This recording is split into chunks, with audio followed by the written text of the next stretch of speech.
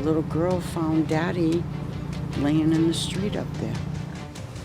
Residents in Biddeford described the scene this morning after federal immigration agents shot and killed a man who had been driving on Poole Street. State and federal agents are now investigating. Dozens of people felt compelled to act after that killing this morning. Protests started before noon at Mechanics Park in Biddeford, and they spilled into the office of Senator Susan Collins right on Main Street as Mainers gave voice to their concerns today. Hello, thanks for being with us on your Monday. For News Center Maine at 4, I'm Brian Yacono. And I'm Amanda Hill. We'll get to Ryan's forecast in just a little bit, but our top story today is the deadly shooting in Biddeford. Our reporters have been digging into the incident and its impacts all day, and we'll be bringing you the very latest. First, the Maine Immigrants' Rights Coalition is sharing some information about the man they say was shot and killed by federal immigration agents this morning. In a news release, they say he was a 26-year-old Colombian man who was authorized to work in the United States. They say he had been issued a Social Security number. The Immigrants' Rights Coalition says they're devastated and outraged by today's shooting, saying he came here to work, and now his family and loved ones are dealing with an unimaginable loss. They are calling for a full and transparent investigation into the shooting. That death has drawn immediate national scrutiny. News Center Maine's Sam Olson joins us now with more on the investigation into exactly what happened here. Sam? Hi, Brian and Amanda. We are here at the intersection where that man was shot and killed. This is the intersection of Poole and Hill Streets. And across the way, where some of those people are gathered on the opposite corner, that is where the shooting took place. There is a growing memorial that is just beginning with some flowers set down. And this intersection was closed up until about 2:30 this afternoon. So for the majority of the day, federal investigators were here with the FBI as well as state and local officers, and we're going to pull some of that video up now. There were officers staged and crime scene tape up for a few blocks, setting a good perimeter so people could not get in here. And what we did see were two vehicles. There was what looked like a white Ford Explorer that was the federal authorities' vehicle, and then a smaller white car, and that is those two are the vehicles that eyewitnesses say ICE agents and then this man were in. The smaller vehicle, as it got towed away about 2 o'clock, we saw it had 4 bullet holes in the side, and we spoke to some people who live in this area who say they're a bit shaken up after this. Take a listen. And I heard bang, bang, bang, bang. And I thought it was them. As soon as I shut my window, I noticed it wasn't them.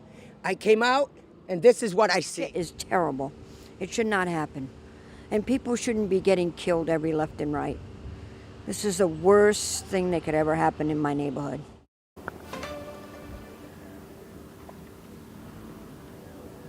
And the Maine Office of the Attorney General also said it will be investigating this as well. And we have been here for, as I said, most of the day, and we've spoken to a lot of eyewitnesses, and we actually were able to speak with a woman who lives in the same building as the man who was fatally shot and killed. And she said he was a very kind person, and he leaves behind at least one child and a young wife. So as we continue to learn more about who that man was, we will bring you the details. Brian, Amanda? Sam Olson live for us on the scene of today's breaking news. Thank you, Sam. Meanwhile, the Colombian embassy says that they are working now to confirm that man's identity. The mayor of Biddeford also releasing a statement today. In a letter, Liam LaFountain outlined the state and federal outreach as the investigation proceeds. He said he was shaken by the news of the shooting and said he is calling for a thorough investigation. He also said in part, quote, "My thoughts are with the family and loved ones of the person who died as they face an unimaginable loss. They deserve compassion, dignity, and in time, a full understanding of the circumstances that led to this tragedy." Adding, "I recognize the fear and uncertainty that an incident of this magnitude has brought upon our city. The safety and well-being of every person who lives, works, and visits our city remain my priority," end quote. Now, reports show that the man who was killed lived right near where he died, as Sam was just telling us, and he, his wife, and daughter were familiar faces. His death drew an immediate reaction there in Biddeford and beyond. Our Christian Harsa has more on the community response today. Christian. Hi, Brian and Amanda. I'm standing in Mechanics Park, just about a quarter-mile away from where that man was shot. And behind me, we have about 50 protesters that I've counted. The number is fluctuating, but just earlier today, around noon, we had well over 100 people gathered here in Mechanics Park. Those people are passionate, they're angry, and they're frustrated. After the winter's Catch of the Day operation from ICE, many people told me that they felt like ICE had kind of slowed, that it lulled. But earlier this incident has really invigorated a lot of passion in these people. They've been holding up signs, and they even marched up the streets or towards Senator Susan Collins' Biddeford office there, where they were frustrated, banging on the doors of the office and calling for Susan Collins to no longer be our senator in Maine. And one of the people here that was protesting, I spoke to him, and he says that he believes that this is just going to be something that is going to be a setback for ICE, one more killing that has happened where they've been involved. Take a listen. There's going to be a lot more outcry coming. ICE, we've known, is something that every law enforcement should be embarrassed about. They're not vetted, they're not trained. I don't see anything good for ICE coming out of this morning. They've drawn a line and it's gone far enough. Yeah. So what we've seen right now here at Mechanics Park is Biddeford Public Works bringing in one of those large, they're called Jersey barriers. You see them on the highway, those large cement blocks. They place it just over to the side there, and they have a truck loaded up with a few more of those. There's going to be a vigil here at Mechanics Park at about 7 p.m. later tonight. The community is going to be coming together to remember the life lost today, as well as continue to protest and make their voices heard and their frustrations even more heard. Brian and Amanda. Christian Harsa live with community reaction there in Biddeford tonight. Christian, thank you. We are also hearing from our state's delegation and from those hoping to become part of it. Bailey Cornick joins us live with more on the candidates weighing in. Hi, Bailey. Hey, Brian. Hey, Amanda. So, of course, this moment falls in the middle of the scramble to replace Graham Plattner as the U.S. Democratic Senate nominee, and now the familiar faces vying for a spot are speaking out. The candidates are largely echoing a similar sentiment in that ICE must get out of Maine. Dr. Shaw offered his response at a press conference in Freeport today. Similarly, Jordan Wood speaking in Lewiston. Dr. Shaw made his way to a protest at Mechanics Park in Biddeford later. That's also where we find Shenna Bellows. Take a listen to what all three of these people had to say in response to the shooting. This should never happen. Not in Biddeford, not in Houston, as it did last week, not in Minneapolis, not in America, and certainly not in 2026. And of course, definitely not at the hands of ICE, a broken, unaccountable, rogue agency that has shown itself incapable of discharging its mission safely. In January, many of us saw this coming. Today, we're feeling grief and shock and horror because don't forget, what we know, what has been confirmed, is that a young man is dead and ICE killed him. ICE, under the Trump administration, is terrorizing our streets, and we need a senator right now with the courage to stand up to this administration and demand accountability of this agency.